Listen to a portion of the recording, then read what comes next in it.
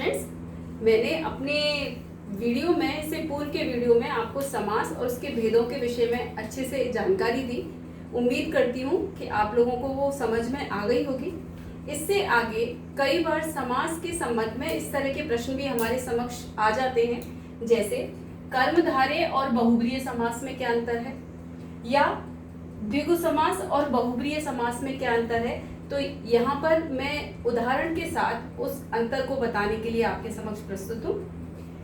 जैसे मैंने आपको बताया, नीलकंठ शब्द का अगर हम विग्रह करें बहुब्रीहि समास में, नीला कंठ है जिसका अर्थात शिव, तो होगा बहुब्रीहि समास। है जिसका आ गया और एक विशेष पद हमने ले लिया शिव, तो हो गया बहुब्रीहि समास।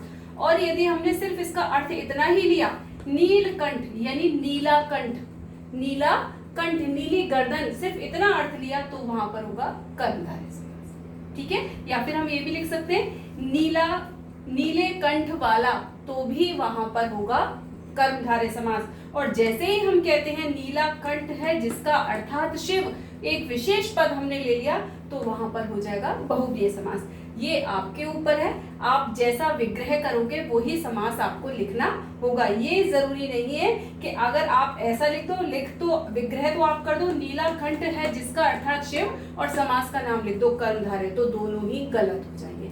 अगर आप लिखोगे नीला कंठ तो समास आएगा कर्मधारय, नीला कंठ है जिसका अर्थात शिव तो समास आएगा बहुब्रीहि। वैसे ही कुछ और एग्जाम्पल मैं आपको देती हूँ। जैसे उदाहरण है पीतांबर। पीतांबर अगर आपने लिखा पीला अंबर या पीत अंबर, तो होगा कर्मधारय, या पीत अंबर वाला या पीले अंबर वाला तो होगा कर्मधारय। और जैसे ही आप लिखोगे पीत अंबर है जिसके या पीले वस्त्र हैं जिसके अर्थात विष्णु या कृष्ण, तो अगर आपने विशेष पद दिया है जिसके लगाकर तो वहां पर हो जाएगा बहुब्रीहि। एक और एग्जाम्पल महात्मा, अगर आपने विग्रह किया महान आत्मा तो होगा कर्मधारय। और अगर आपने विग्रह किया महान आत्मा है जिसकी अर्थात कोई विशेष पुरुष, तो वहां पर हो जाएगा बहुब्रीहि समास। ठीक है, आइए दूसरा प्रश्न जो हमारे समक्ष कई बार आ जाता है वह है द्विगु और बहुब्रीहि समास में अंतर। स्टूडेंट्स, मैंने आपको बार बार बताया था कि द्विगु समास संख्यात्मक होता है, संख्यावाची होता है, इसकी पहला पद संख्या होती है। और बहुब्रीहि में तो हमने जस्ट अभी आपको बताया कि एक विशेष पद प्रधान होता है। देखिए यहाँ पर हमारे पास शब्द है एक दंत। अगर आपने इसका संख्या के रूप में विग्रह किया एक दांत, तो हो गया द्विगु। ठीक है, और अगर आपने इसका विग्रह किया एक दंत है जिसके, किसके एक दंत है, एक दंत किसका नाम है अर्थात गणेश, तो वहां पर हो गया बहुब्रीहि समास। ठीक है, ये आपके ऊपर है कि आप इसका विग्रह कैसे करते हो। कोई भी अध्यापक या अध्यापिका आपकी कॉपी चेक करते समय अगर आपने ये क्रॉस कर दिया एक दंत, विग्रह तो आपने किया एक दंत और लिख दिया बहुब्रीहि, तो गलत हो जाएगा। अगर संख्या के रूप में विग्रह किया है तो आप द्विगु लिखोगे, और अगर आपने विशेष अर्थ के रूप में विग्रह किया है तो बहुब्रीहि लिखोगे। और अध्यापक और अध्यापिका आपकी कॉपी चेक करते समय यही देखेंगे कि बच्चे ने विग्रह किस प्रकार किया है और उसके अनुसार ही आपको मार्क्स देंगे।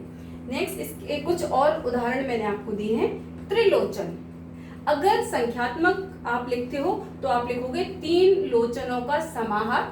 ठीक है, ओके, तीन लोचनों का समूह, तो हो जाएगा हमारा द्विगु समास। और अगर आपने लिख दिया तीन लोचन हैं जिसके या तीन नेत्र हैं जिसके अर्थात कौन, शिव, तो हो जाएगा बहुब्रीहि समास। वैसे ही दशानन, 10 आननों का समूह, 10 मुखों का समूह लिखोगे तो द्विगु समास।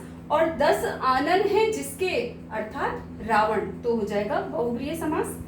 एक और उदाहरण मैंने आपको दिया है चतुर्भुज। चतुर्भुज यानी 4 भुजाओं का समाहार, 4 भुजाओं का समूह, तो वहां पर होगा द्विगु समास। और इसको अगर आपने लिखा 4 भुजाएं हैं जिसकी, अर्थात किसकी है 4 भुजाएं, विष्णु, तो वहां पर अगर आपने विष्णु पद विशेष पद दे दिया तो हो जाएगा बहुब्रीहि। अब मैं आशा करती हूँ कि आप लोगों को समास नाम का ये जो टॉपिक है ये बहुत अच्छे से समझ में आ गया होगा। और इसी आशा के साथ मैं आज समास का समापन करती हूँ। धन्यवाद।